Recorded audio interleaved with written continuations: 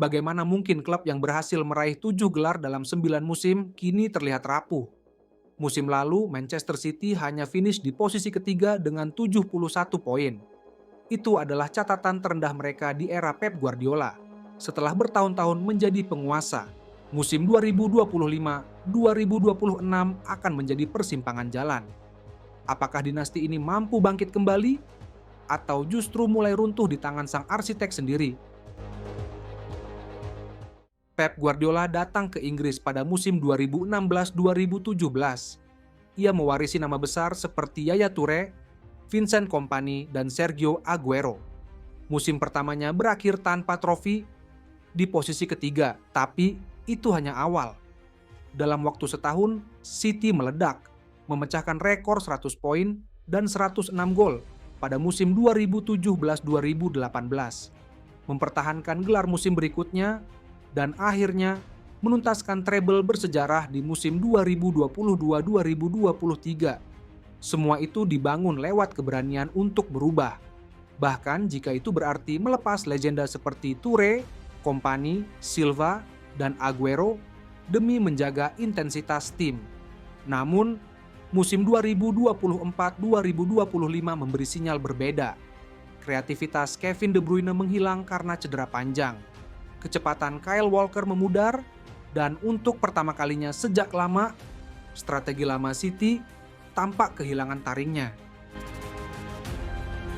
Musim 2024-2025 menjadi titik balik bagi Manchester City.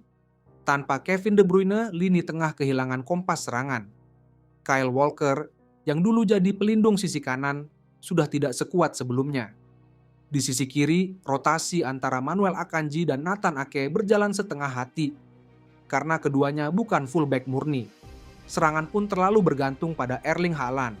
Saat suplai bola terputus, daya gempur City langsung menghilang.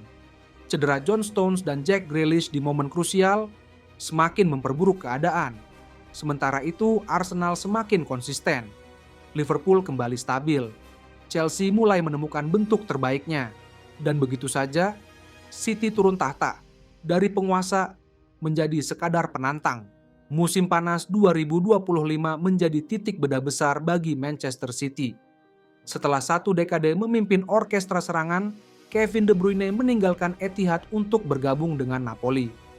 Kepergiannya bukan sekadar kehilangan seorang pemain, tapi hilangnya otak permainan yang selama ini mengatur tempo dan arah. Di lini belakang, Kyle Walker, pelindung sisi kanan dan salah satu pemimpin ruang ganti, menutup babak karirnya di City dengan pindah ke Burnley. Bersamanya ikut pergi pengalaman yang selama ini menjadi tameng pertahanan. Nama-nama seperti Scott Carson dan Ederson juga dilepas. Menandai berakhirnya satu babak lama, Pep pun menata ulang pondasi tim. Dari Wolves, datang Ryan Ait-Nouri, bek kiri dengan langkah cepat dan keberanian menusuk ke tengah, siap memberi dimensi baru dalam fase build-up. Dari AC Milan, hadir Tijani Reijnders, gelandang metronom yang diharapkan menjadi jembatan antara Rodri dan lini depan, mengambil sebagian peran pengatur tempo yang dulu dipegang De Bruyne. Dari Lyon, bergabung Ryan Cherki, talenta berusia 21 tahun dengan dribbling dan improvisasi, mampu membongkar pertahanan rapat dalam momen tak terduga. Pep juga menyiapkan masa depan lewat Sverenipan, gelandang muda dari Rosenborg. Di bawah Mistar mendatangkan Donnarumma dari PSG dan memulangkan Trafford dari Burnley. Perubahan ini bukan sekadar tambal sulam, ini adalah identitas baru. Tempo segar di lini tengah, kreativitas dengan warna berbeda, dan sayap yang lebih dinamis. City ingin kembali menjadi tim yang tak terduga, dan musim depan akan menjadi ujian pertama bagi wajah baru ini. Dengan komposisi baru ini, Pep diprediksi mengadopsi formasi 3-2-4-1 atau 4-3-3 dinamis. Diaz dan Gvardiol di jantung pertahanan.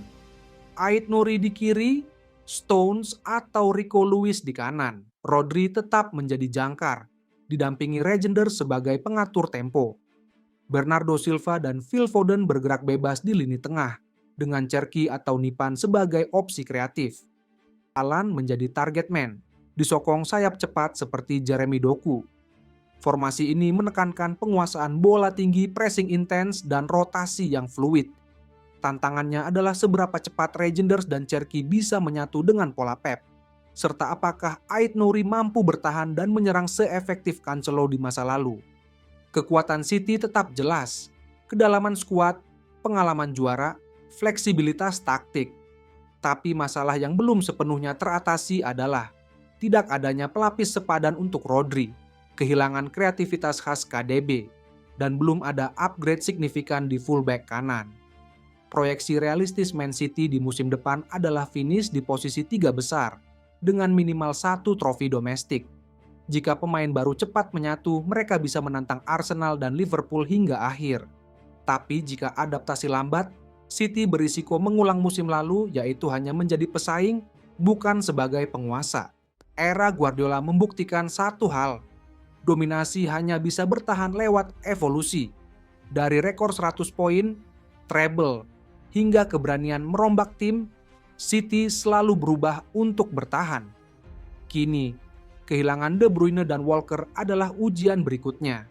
Musim 2025-2026 akan menjawab pertanyaan besar. Apakah blueprint baru ini cukup untuk merebut kembali mahkota, atau justru menjadi awal dari senja era Pep Guardiola